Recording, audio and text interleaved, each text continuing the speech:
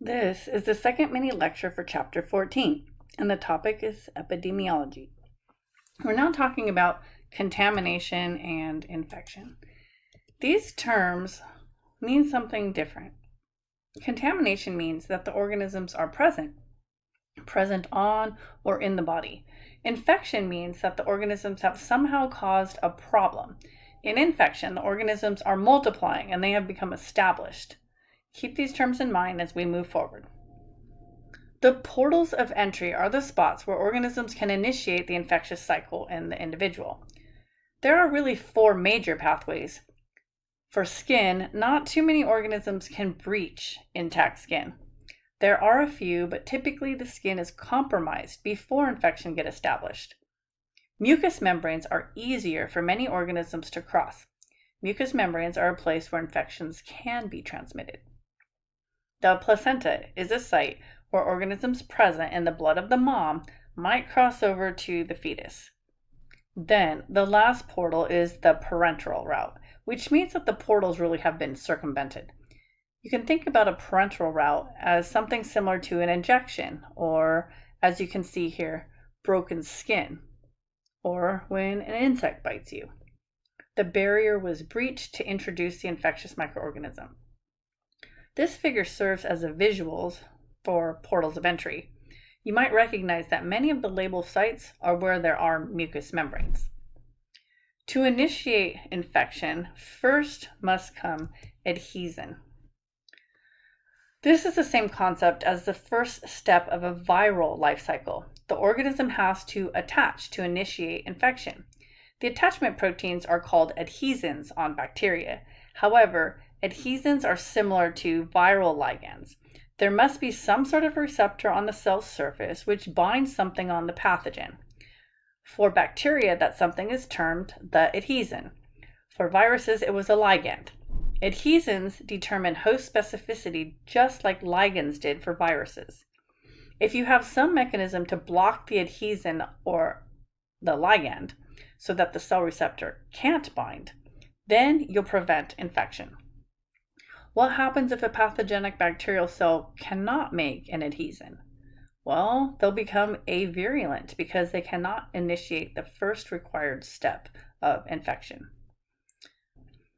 One idea to keep in mind is that bacteria do use biofilms to attach to each other and to surfaces in the host, just like they do in the environment. As we move into the latter part of the course, we'll be talking a lot about different infections. Many specific terms are used, and I want to make sure that you understand what's meant when we're using the terms. So here we go. Let's go through some definitions.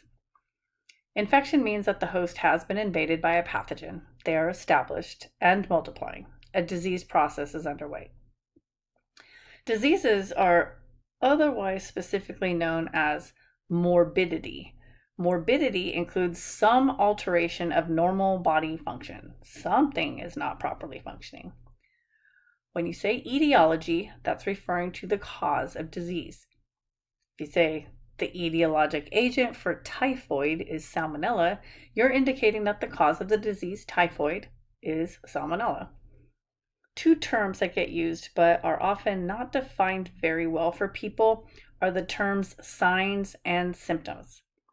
Symptoms are subjective characteristics that only the patient can report. If you think of things like a headache, a stomach ache, not feeling very energetic, which is that feeling of malaise, those are subjective. The patient has to tell you about it. You can't really measure it. Whereas a sign is objective and you can measure it. You can measure temperature. You can see a rash.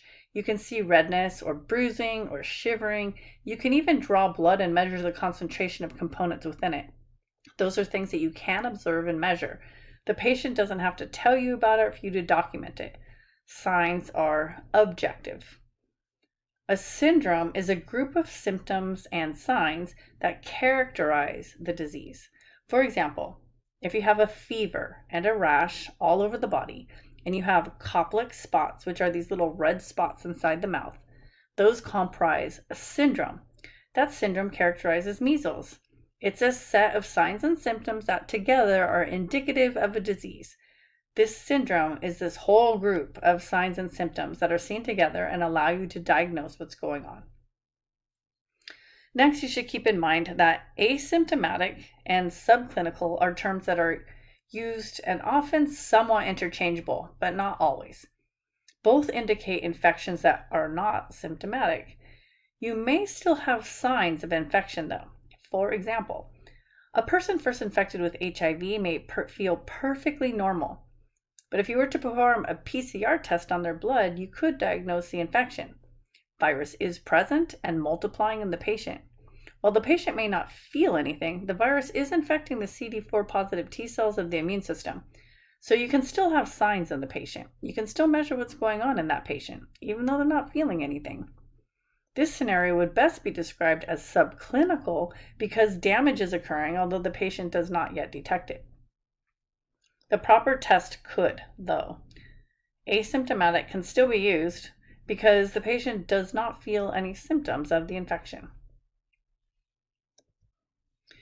We need to revisit Koch's postulates in this section. It was a topic introduced in Chapter 1, but let's go through the 4 steps of Koch's postulates. This concept is very much still in use today. The idea is fairly straightforward, but it's very important. Koch was the first one to realize that anthrax was caused by a bacteria. He demonstrated definitively for the first time that the etiologic agent of an infectious disease. The concept was later applied to tuberculosis and to many other infections. His stepwise analysis enabled people to really determine what caused a specific disease. What do the postulates say? First is the realization that every time you see a specific disease, you have to find that specific germ.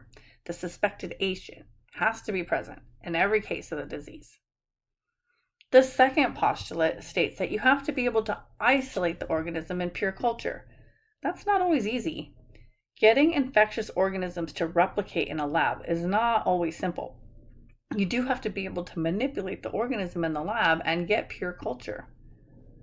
When you have a pure culture, then you're going to have to take that and cause the disease in a susceptible host. This usually involves an animal model. Lastly, if you inject a mouse or other animal host and the animal gets sick, then you have to re-isolate the microorganism from that infected animal. You have to go that complete circle and show that from the sick animal, that same organism is isolated, the one you injected. Those are the 4 steps. This approach is still widely used today for new infectious diseases. There are some exceptions to Koch's postulates, though. It doesn't work all the time. It's difficult to make Koch's postulates work for some diseases because sometimes you can't culture microbes in the lab. If you can't culture them in the lab, then how are you going to figure out what's causing the problem? Additionally, sometimes diseases are caused by a combination of pathogens working together, so no one pathogen will initiate the disease. Or there may be ethical considerations. Think of HIV and the fact that it only infects humans. Who's going to sign up to be the volunteer to be injected with HIV to see if it causes AIDS? That's not going to happen.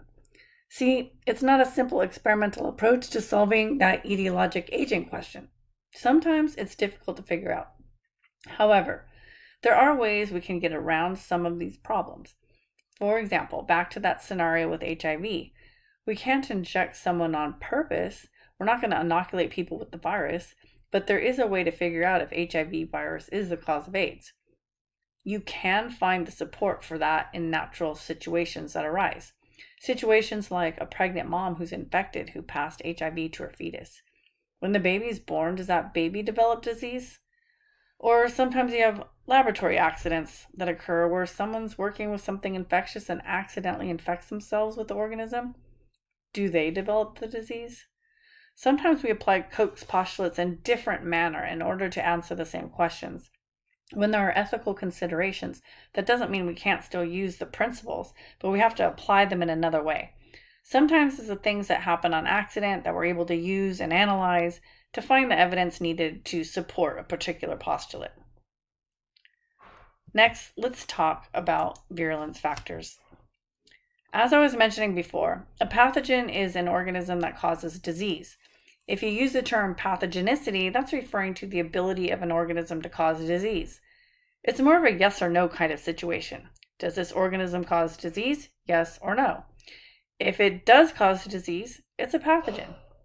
Virulence is the degree of pathogenicity. Consider a cold virus compared to HIV. Both are pathogenic. The cold virus is much less virulent than HIV because one doesn't cause death and one does. The degree of pathogenicity is virulence.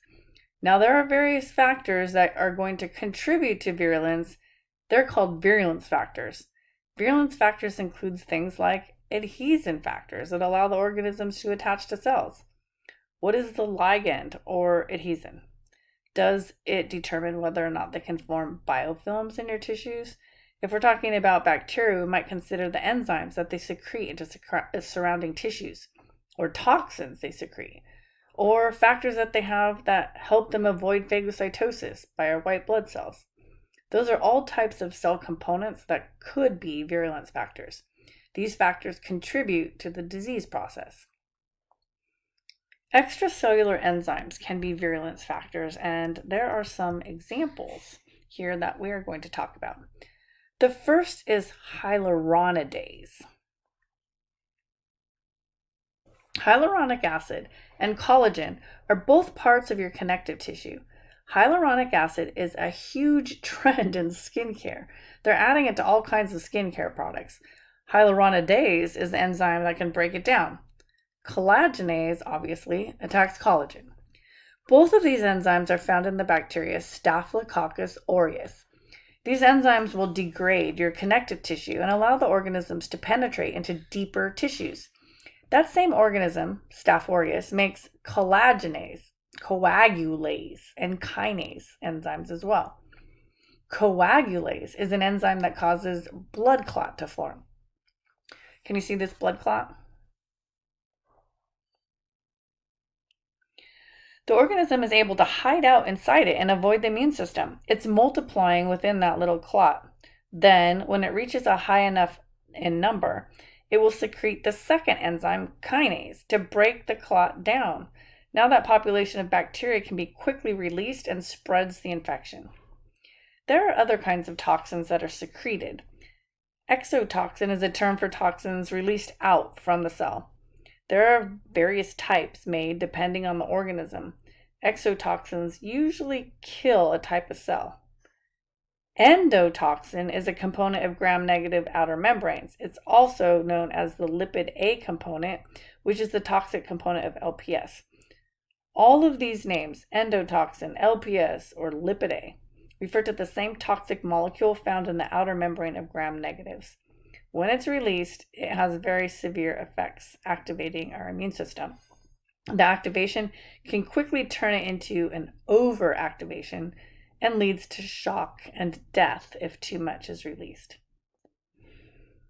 Then lastly, I'll leave you with the virulence factors that are anti-phagocytic. There are actually quite a number of different mechanisms that microbes use to avoid phagocytosis by white blood cells. You can look at some of the animations in Mastering Micro to see more. It's actually quite interesting, but we will not go into great detail in the interest of time. These different anti-phagocytic factors can inhibit different points of phagocytosis. One common anti-phagocytic factor is the possession of a capsule. We touched on that when we talked about the Griffith experiment and the rough and smooth strains of Streptococcus pneumoniae. Smooth strains with their capsule were virulent and killed the mice, but the rough strains without a capsule did not kill the mice. Capsules will prevent phagocytes from being able to grab a hold of the cell easily. So they avoid phagocytosis that way. That's definitely a virulence factor, but there are other factors that can prevent complete phagocytosis. The organism might get ingested, but it doesn't get digested and killed. There are different mechanisms that microbes employ to interfere with this process. Which is used depends on the virulence factor possessed by the pathogen. If you're curious, watch the animations in Mastering Microbiology. We just reviewed many examples of virulence factors.